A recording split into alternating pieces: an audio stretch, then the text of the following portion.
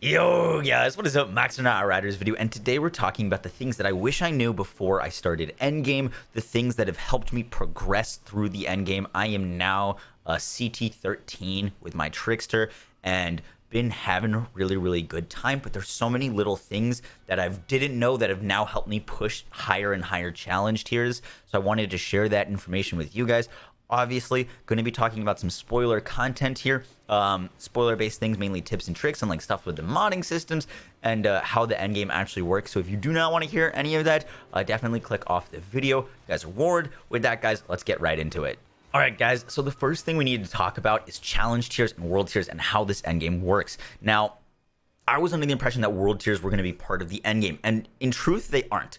As soon as you beat the story, you are faced with a new scaling, which is expeditions and challenge tier scaling. World tiers are not present here. They are not active at all. World tiers do not bring up the enemies to level 50. Challenge tiers do. And challenge tiers is the end game difficulty, and they are much harder than world tiers. The difference in challenge tiers, the leap is huge. For example, a challenge tier like level 43 shotgun will drop 10k firepower less than the next one. So you're seeing huge leaps between each one, meaning that for each challenge tier that you progress, you're probably going to need to upgrade your gear, which we'll talk about with modding and what you should be modding and what you shouldn't be modding in a second. But challenge tiers are your new scaling, and to progress in your challenge tiers, I'm at challenge tier 13 right now. In order to beat challenge tier 13, or to get this next thing, I need to beat set tier 13. So if I beat this, I will unlock 14, and then at 14 I have to beat it. And 14, how this endgame running works is the faster you beat it, the better rewards you get. You get more chances at legendaries, you get more chances of epics, you get more loot in total. So you want to be running this content as fast as you can. To progress to 15, challenge tier 15, you have to gold a tier 14, that's a big task. That is a big task. Now, in terms of running these, for each expedition that you complete successfully, you will get drop pod resources. Now, drop pod resources are your endgame currency. They are used in modding, they are used in crafting, they are used to buy stuff from your endgame elite vendor. Now, this elite vendor has legendaries that you can straight up purchase, and these can be game changers for you depending on what the elite offers. I've been playing for like 3 days now. The elite offers haven't changed. I think they're probably going to change weekly. I don't know that for a fact, but they are here. Now, the biggest thing that you want to know about getting a legendary, especially if you have your eyes set on a piece of gear, is every time that your challenge tier increases, the legendary price will pretty much double. So, for example, if I want this bulwark shotgun, and it's a great looking shotgun, it'd be really nice for me. If I wanted this bulwark shotgun, I should not progress to the next challenge tier.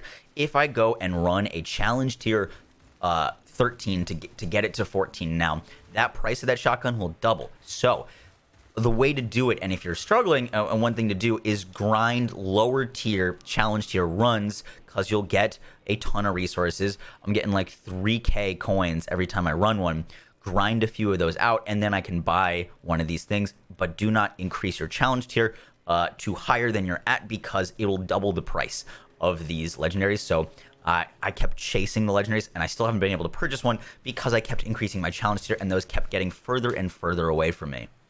The next thing we need to talk about is progression of your gear and modding and crafting. Now, I can only speak for Trickster in terms of like what mods are good, and I don't want to like suggest you guys mods. I'll do that in my build video because there's a lot of different good mods. But later on in the challenge tiers, you're going to want to start prioritizing things that give you armor and healing, because it's not really a question of if you can do enough damage. The characters in your skill tree can give you a ton of damage, especially damage mods on guns. It's surviving, and when your cooldowns are off on almost all the characters, if you lose all your cooldowns, that is when you die. So having some extra armor, some lifesteal, all that stuff will allow you to progress through the end game. I don't need to kill things as Trickster to heal right now, which has saved me. Quick follow-up to that point that I just wanted to add into this video. use the mods that are working best for you. I found that at the higher endgame tiers, once I hit challenge tier 10 and above, I started to need this mod, Striga. 30% of my crit damage is returned to you as health. This has allowed me to continue pushing the harder and harder world tiers because I can get a ton of healing just from this mod alone. So I just wanted to throw that suggestion in here, just a suggestion, but it's helped me a ton. The next thing we need to talk about is progression of your mods or of your gear through modding. Now, modding is so cheap. It is so cheap to swap mods. And the gear that you should be looking for, you want to look for good passives for whatever you're running. This is a god tier chest for me. Bonus firepower, close range damage, cooldown reduction. This dropped for me at like 44. And I've leveled it up to my max level because this is a perfect chess piece for me. It's got exactly the things I want, so I'm okay with spending the resources that I need to level it up. Until the later part of the game, you're probably not going to need to level up stuff because you're just going to be getting so many new pieces of gear, but definitely look for your god rolls and identify them because getting god rolls later on in the game is very tough, and just being able to level them up to the highest you can is super important. Next, we need to talk about modding mods onto your gear. Now, actually swapping mods is incredibly cheap, and it'll cost more for like tier 3 mods than tier 2 ones. But if I want to swap this mod, mitigation from death, or let's take a new piece of gear. I'm gonna mod a new piece of gear. So let's say I grab this item, this assault rifle. Ready? So it's got first things first and anomaly enhancement. Now, anomaly enhancement sounds like a much better mod to me if I wanted to use this thing. So I could mod this first mod on it to, let's put on like a death chains. Death chains is super strong. It's going to, I can pick which mod slot, so I'm going to put it in mod slot 1, and then I can mod it for pretty small cost. Modding onto your gear is so cheap, and you should be doing it as often as you can if you get a good piece of gear, but you want to make sure that the other mod slot is something that you want, because as soon as I mod this on, it locks the other one. You cannot take a shotgun that you get and make it your perfect shotgun because you can't change one of the mods. Next up, you can't change the passives. This crit damage, skills, life leech, close range damage cannot be changed at all. That is locked to your gear. So if I get a really nice helmet, that one was nice for me. Like, let's say this one. This one was bonus firepower, cooldown reduction, long range damage. The only miss here was long range damage. I don't need that, but I can't swap that out. So that's why we're talking about having like god roll pieces of gear and leveling them up. You can't swap out passives on things, but you can improve them. And that is another thing that is going to help you push. Once you get into the highest tiers, having small little passive increases is going to be a godsend for you. And that's where we talk about shards. Now, you can raise the attributes with shards for this. I can raise the firepower, and it doesn't seem like there's a cap. And it's 144 shards every time.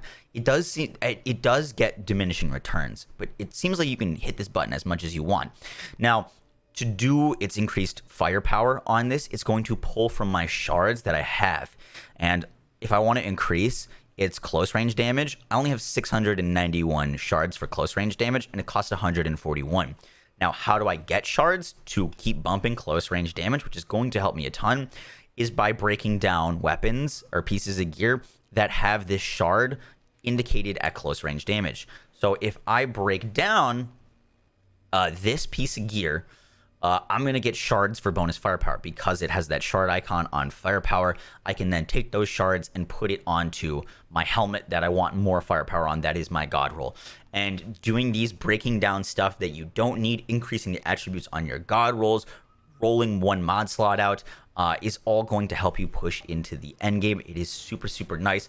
If you have gear that has stuff you don't want on it, make sure to scrap it because this vendor here is always going to be selling things that you can buy with purely scrap. You don't need to spend any other resources on it, and it's always going to be at your highest challenge tier level. So if you just have a ton of scrap, you can also buy gear. You're not guaranteed to get anything good from here, but if you see a mod that you really want, or you see a piece of gear that you really want, you can buy it with scrap. Right now, I don't have much scrap because I literally just spent it all on this new shotgun. Shotgun go burr. But yeah, guys, that is pretty much all the things that I wanted to mention about Endgame and pushing it. Your endgame push is going to be a challenge. It is hard. The first few challenge tiers I rolled through, and then every single time I had to farm for better mods, farm for increasing my passives, and it is a grind, but it is a rewarding grind, and I hope you guys enjoy it. I will catch you guys in the next one. Sorry for the rant. Take care. Peace.